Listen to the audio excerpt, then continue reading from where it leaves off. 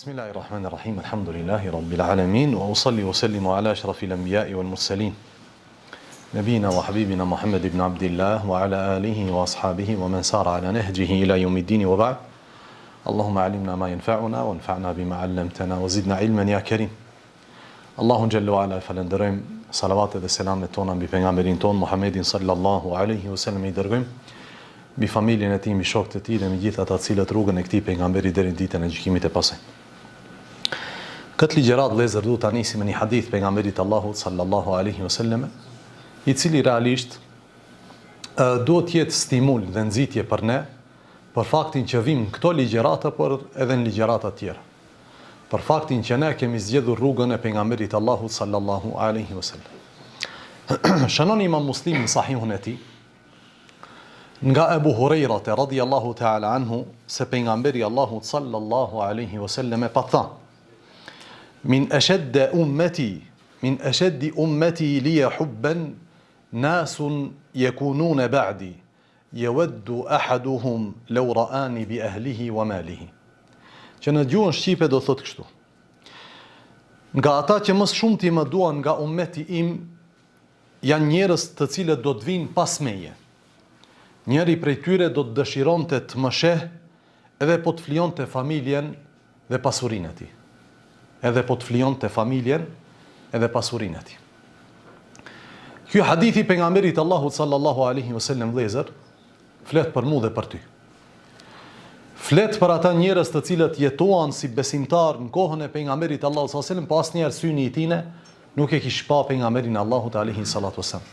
Flet për musliman që kanë jetuar përpara 1000 vjetëve, përpara 500 vjetëve, për ata që kanë jetuar para 100 vjetëve, dhe flet për musliman të cilët jetojnë sot. Mirë, po përzgjedh pejgamberi Allahut alaihi salatu wasallam nga gjithë këto musliman. Dhe thot: min ashaddi ummati hubban li.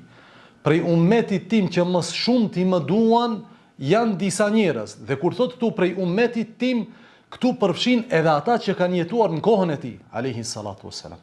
Sepse edhe ata janë të ummetit të pejgamberit Allahut sallallahu alaihi wasallam, sahabët apo madje ata janë krye të ummetit të pejgamberit Allahut.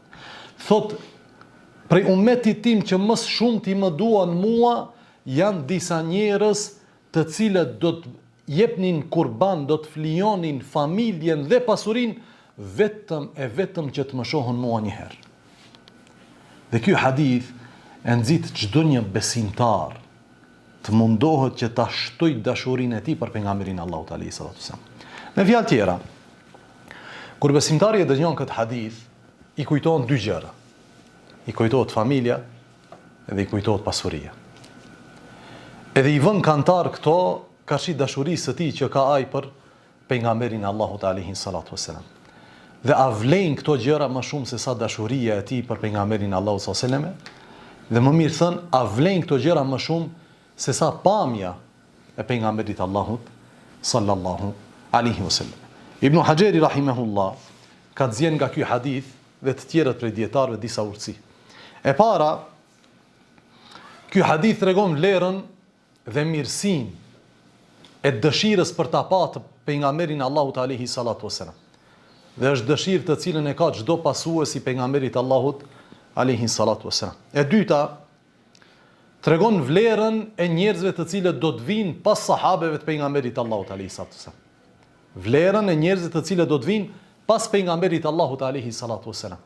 Gjithsesi përfshin edhe njerëz të cilët jetojnë në kohën tonë, se prej tyre do të ketë njerëz të cilët do të jenë lart në rangun e njerëzve të cilët ngriten me dashurinë e tyre ndaj pejgamberit Allahut sallallahu alaihi wasallam. E treta vëllezër, tregon vlerën, rëndësinë dhe madhështinë e shikimit me sy tek pejgamberi Allahut alaihi salatu wasallam.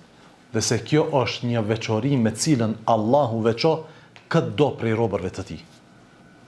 Andaj plot prej tabiinëve kur i shikonin sahabët e pejgamberit Allahut sallallahu alaihi wasallam, kanu yatahasserun, ishin hasret të bam, pse neve Allahu nuk na mundsoi ta shohim pejgamberin Allahut sallallahu alaihi wasallam. E ky hadith tregon vlerën që ka shikimin pejgamberin Allahut alaihi wasallam. Madje tek dietarët e hadithit, sahabi është ai i cili e ka pa pejgamberin Allahut alayhi salatu wasallam, ai i cili e ka taku pejgamberin Allahut sallallahu alaihi wasallam duke qenë besimtar dhe nëse ka ndru jetën në këtë besim me cilin e ka pa pejgamberin Allahut alayhi salatu wasallam. Neve Allah nuk na ka mundsuar që ta shohim, po na ka mundsuar që ta pasojmë. Edhe kjo është veçori dhe është nder me cilin Allahu këtë do e privilegjon prej robërve të tij. Po, Allahu ka zgjedh disa njerëz të cilët do të jenë shokët e tij, të cilët do të jenë shoqëruesit e tij, të cilët do të jenë ata të cilët do të flojnë gjithçka për pejgamberin Allahu sallallahu alaihi wasallam. Mirë, po pas tyre Allahu ka zgjedh të tjerë, të cilët do të jenë besimtar dhe pasues të Muhamedit sallallahu alaihi wasallam. E fundit vëllezër, hadithi përmban vetë dëshmi të fortë për pejgamberin e Muhamedit alaihi salatu wasallam. Pse? Sepse pejgamberi Allahut alaihi salatu wasallam flet për njerëz të cilët nuk i ka pa me sy. Si ka pa me sy? Mirë, po kjo thënie e tij vërteton diçka që do të ndodhë në të ardhmen. Andaj ne përgjatë historisë deri sot tek kësaj dite, gjejmë njerëz të cilët janë të gatshëm të flijojnë gjithçka vetëm që një orë të rinë me pejgamberin Allahut sallallahu alaihi wasallam. Vetëm që një herë vetëm ta shohin pejgamberin Allahut alayhi salatu wasallam, që vetëm një herë t'i japin selam pejgamberit Allahut sallallahu alaihi wasallam. E pse e them këtë hadith vëllezër? E them për ta stimuluar veten tim, edhe juve, se ne kemi hyrë me një serial të gjatë të ligjëratave. Sot i bëjmë 60 ligjërata, të cilat flasin për jetëshkrimin e pejgamberit Allahut alayhi salatu wasallam. Dhe dikush mund të thosë, po pse a ka nevojë 60 ligjërata kur mund këtë muhabet me një me vlut ta këndoj? A ka nevojë 60 ligjërata?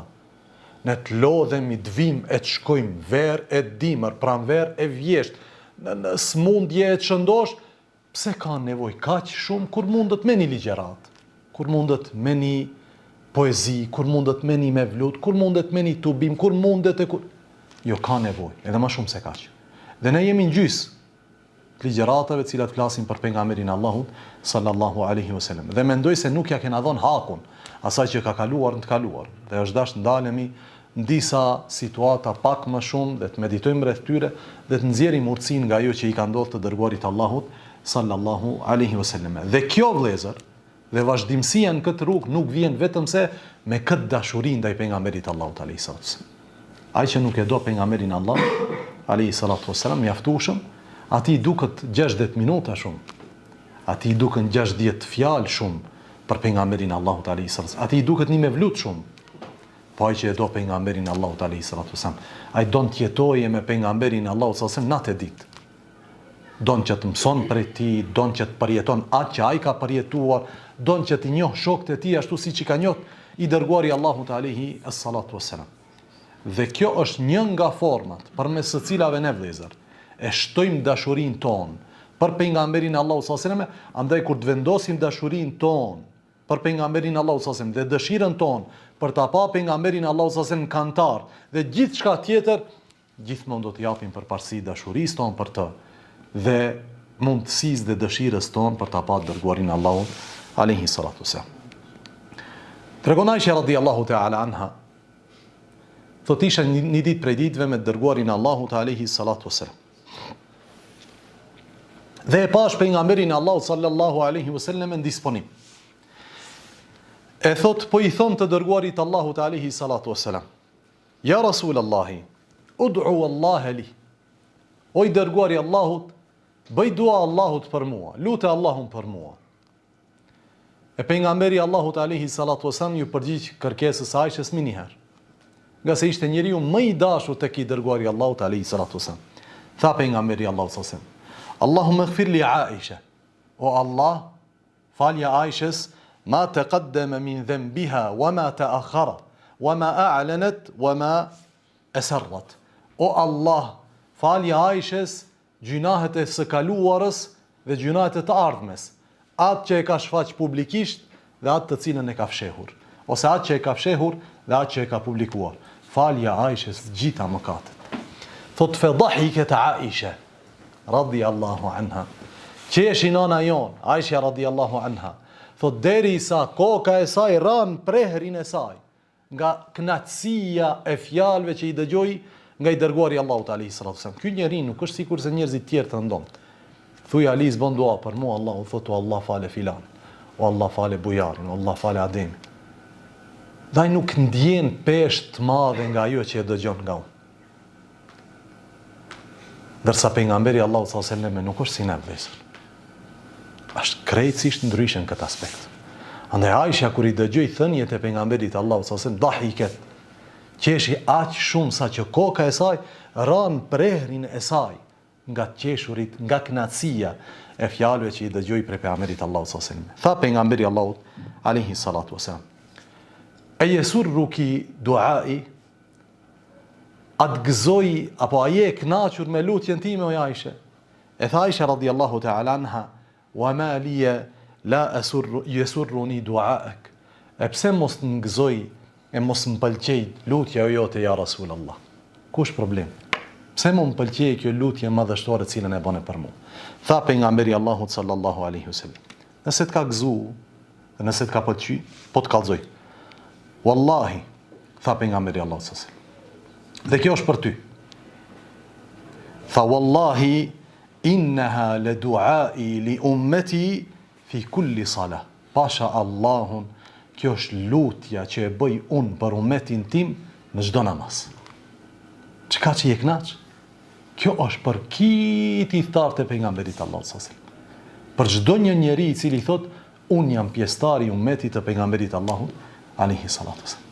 Aisha radhiyallahu anha valla është gëzu sepse ka kuptuar rëndësinë e fjalëve që i thot pejgamberi Allahu sallallahu alaihi wasallam. Ka kuptuar vlerën që ka lutja e tij për dikë, sepse pejgamberi Allahut alaihi salatu wasallam pozitën që ka tek Allahu nuk e ka asnjë krijesë tjetër, asnjë hiç. Asnjë. Tha të kënaq kjo lutje o Aisha? Po më kënaq. Tha kjo është lutja ime për gjithë ummetin. Për krejt. Nga Ebu Bekri deri tek njeriu i fundit i cili thot la ilaha illallah Muhammedur Rasulullah. Për çdo namaz, 5 herë në ditë. E jona është vetëm ta pasojmë pejgamberin Allahu sallallahu alaihi wasallam. E jona është vetëm të mësojmë për pejgamberin Allahu alaihi wasallam. E jona është që atë vështirësi dhe mund dhe përpjekje dhe sakrificë, sa do që e madhet na duket gjatë rrugtimit ton, në armatosjen ton me dituri për pejgamberin Allahu sallallahu alaihi wasallam, ta konsiderojmë të vogël. Nga se pejgamberi Allahut alaihi salatu wassalam ka bo shumë më shumë për ne se sa ne që jemi të bë për atë.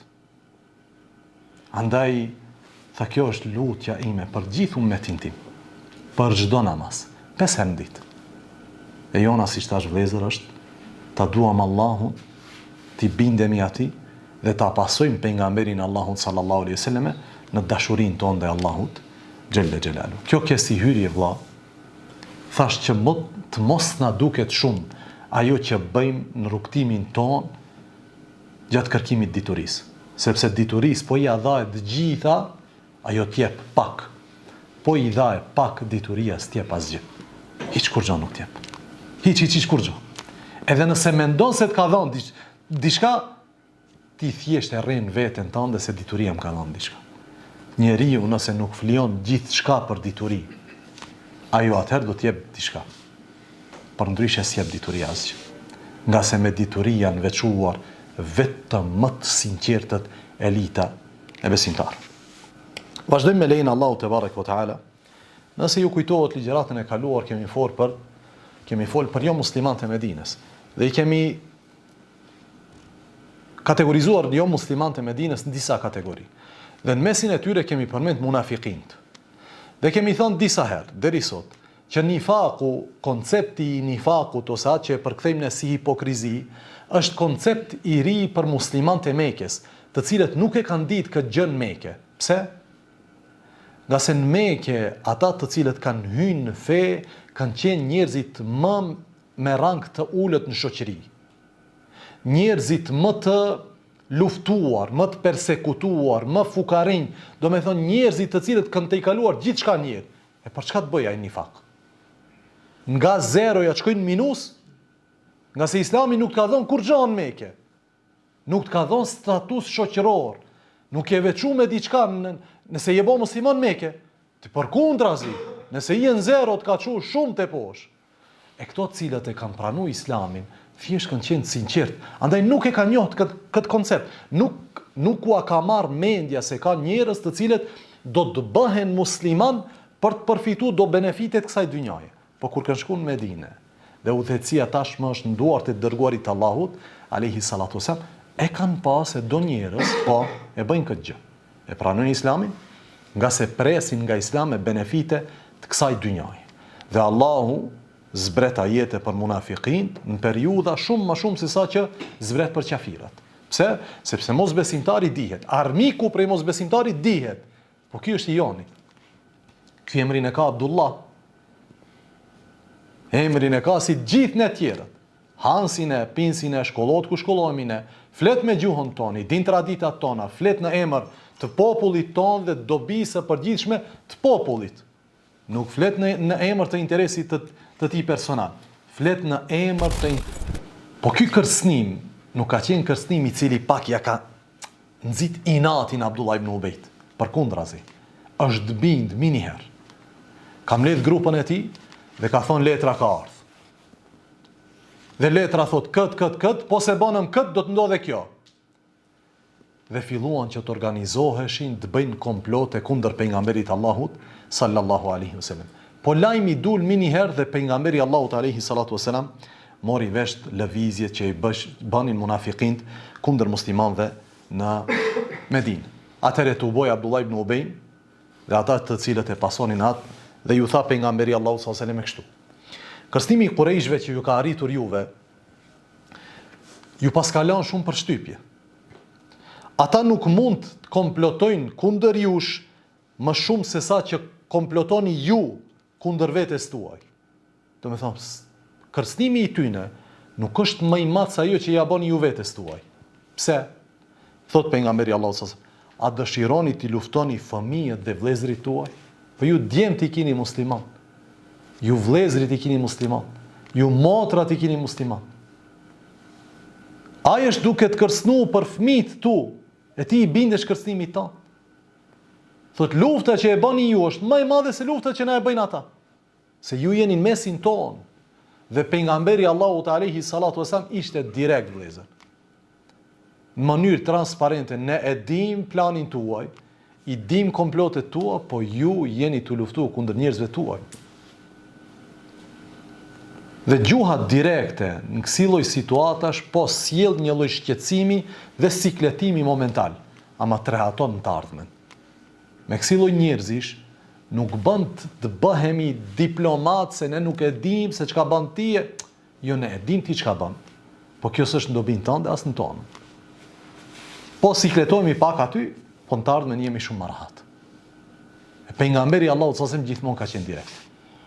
Ka se jemi të folë për njeriun më të rim dhe jemi të folë për njeriun më të urtë sallallahu alaihi wasallam. Thot Ibn Ka'b ibn Malik radhiyallahu anhuma, kur dëgjuan thot ata këto fjalë nga i dërguari Allahut sallallahu alaihi wasallam, në moment aty u shpërndan. Elan Abdullah ibn Ubay. Se dhe ato kanë njerëz, ato kanë familje, ato kanë e kuptojnë din timatin sendet. Andaj gjithë thot u shpërndan dhe elan Abdullah ibn Ubay. Por ama kontakti i tij me Qurayshët do të vazhdoj. Sa që ai do të jetë sebeb për ndaljen e disa prej sahabëve nga kryerja e umres. Për cilin vit hijretit ne jena tu fol? Ha? Vitin e parë. Jena tu fol vitin e parë. E gjithë kjo që e flasim ne është përpara Bedrit. E gjithë kjo që e flasim ne është përpara ligjësimit të xhihadit. Nuk ka luftë në Islam deri në këtë kohë që ne jemi të fol, lufta nuk ka qenë e lejuar. Edhe kur lypnin sahabët, dalin në luftë, të bëjnë një betejë, të bëjnë një ekspedit luftarake, e kanë ndaluar ta bëjnë një gjë. E kjo diplomaci, kjo sjellje e pejgamberit Allahut sallallahu alaihi wasallam do të merr kohë derisa do të dalin të dy palët në fush betejë. Edhe për këtë do të flasim ligjëratat e ardhshme inshallah taala. Shkon Saad ibn Muadh, Saad ibn Muadhin e dini apo? Kush është Saadi radhiyallahu anhu? Mos ishte kamera, e kishin bërë këtë më shpesh me pyetje me përgjigje, çojmë ku jeni. Ha doktor. Saadia është një prej prizve të ensarve. Po kur thom Saad ibn Muadh, duhet të shkoje një Allah minjer të boje. Kush është Saadi? Është drith arshi i Rahmanit me vdekjen e Saad ibn Muadhit, radhiyallahu ta'ala anhu. Një prej krerëve të ensarve. Ky njeri ka pat autoritet përpara ardhjes së pejgamberit Allahu sallallahu alaihi wasallam në Medinë. Shumë autoritet. Dhe kina fol për atë pak. Saadi vendos që shkon në umre. Hyn në ihram, shkon në Mekë. Po në Mekë e ka një shok të ngushtë. Kush është shoku i ngushtë? Një prej armiqve më të mëdhtë Allahut dhe të pejgamberit Allahu sallallahu alaihi wasallam, Umayy ibn Khalaf. Umayy Abu Jahl, njëjtë, s'kan dalli njëri pi tjetrit. Por Umayyin kanë zbrit ajete. Edhe Saadi zbret në bujti në shtëpinë e Umayy ibn Khalaf. Sepse sa herë që Umayy e kalonte për në veri, kur shkonte në Sham, u ndalte në Medinë në shtëpinë e Saad ibn Muadhit. Dhe gjithë tregtia e tij bazohen në këtë stacionim të një pjesë të tregtisë në Medinë. Edhe tash është ka ardhur Saadi në umre, e ky duhet t'i bëj sajgia, ky duhet t'i bëj hizmet. E pranon në bujtin shtëpinë e tij, edhe thot Saadi duhet shkoj ta bëj umrën. Thot Umayy e din se njerëzit shikojnë tash banorët e Medinës me një sy pak më ndryshe. Thot a bën shkojsh në kohë kur s'ka kallaballëk, ka më pak njerëz, e njerëzit janë të angazhuar me punët e tyre. Thot jo vallahi pse do shkoj tash? Thot tamam, shko. E shkon Saadi dhe fillon ta bëjë umrën. Po armiku i Allahut Abu Jahli ka qenë për rreth Qabës. Ka qenë kohë kur tu bohen krerët e mushrikëve për rreth Qabës. Edhe thot men hadha, kush është ky? E Saadi përgjigjet vetë thot, ana Saadun, unë jam Saadi. Edhe prezantohet Saadi ibn Muadhi dhe filan. Thot Abu Jahli, o filan, a je tu bo umra edhe tavaf rahat në vendin ton, ndërsa ju e keni strehuar mikun ton, hasmin ton, prej bive ton, ka për qëllim pejgamberin Allahut sallallahu alaihi wasallam. I thot Saadi, a dush më ndalish umrën? Pasha Allahun po më ndale tavafin dhe të ndali atë e cila është më e dashur për ty. E dish cilën e kam për qëllim. Transmetim, do të ndali tregtin tandet madhe për në Sham. Umayy ibn Khalaf e ka për një nati. Okej, kjo është misafiri jem, po kjo është shoki jem i ngusht, kjo është kryja e jonë. Thot mos e qo zanin bi Ebul Hakem. Ebul Hakem e kanë thirrë mushrikat e Abu Jahlin. Ebul Hakem do me thonë baba i urtësisë. Ka qenë i urdhë dhe largpamës. Mirë po pejgamberi Allahu sallallahu alaihi wasallam dhe muslimanët e kanë quajtur baba i ignorancës, Abu Jahl. Se nuk ka urtësia i cili nuk e njeh Allahun dhe dërguarin e tij sallallahu alaihi wasallam. Ai mund duket si urtë, mund ta kish më vesh petkun e urtësisë, pa nuk e jeton urtësi. E i thot Umayy ibn Khalaf mos e ngrit zërin mbi zërin, zërin tënd mbi zërin e Abu Jahlit. Pastaj nervozohet Saad ibn Muadhi radhiyallahu ta'ala anhu dhe ngrit zërin e tij për mbi Umayy ibn Khalaf dhe i thot pasha Allahun. O filan, dëgjom. I kthehet Umayy ibn Khalaf. E kam dëgjuar pejgamberin e Allahut sallallahu alaihi wasallam se ai do të vret me dorën e tij. Saadi këtë përpara kitve ja thot Umayyes. Abu Jahli, Umayy, Sufjani, ai tjetri. Saadi vet. Pasha Allahun, kam dëgjuar pejgamberin e Allahut sallallahu alaihi wasallam se ka thënë se ai do të vret me dorën e tij. Thot Umayy ibn Khalaf, pasha Allahun, Muhamedi kur flet nuk gënjen. Muhamedi kur flet nuk gënjen. Dhe është transmetuar në jetën e Umayy ibn Khalaf që nuk ka flet nga ajo ditë më rahat asnjëherë. Edhe një vjet mbas kësaj, derisa e vret pejgamberi Allahu sallallahu alaihi wasallam në betejën e Bedrit. Sallallahu alaihi wasallam. Por ama vëllezër, këto fjalë dhe këto përpjekje të mushrikëve Quraysh për të shkaktuar trazira në Medinë kanë reflektuar në jetën e përditshme të muslimanëve. Si? Ne tham pak para ligjëratës që i dërguari Allahu sallallahu alaihi wasallam duket në jetën e tij të përditshme që kishte tolerancë të madhe ndaj stresit të njerëzve të përgjithshëm.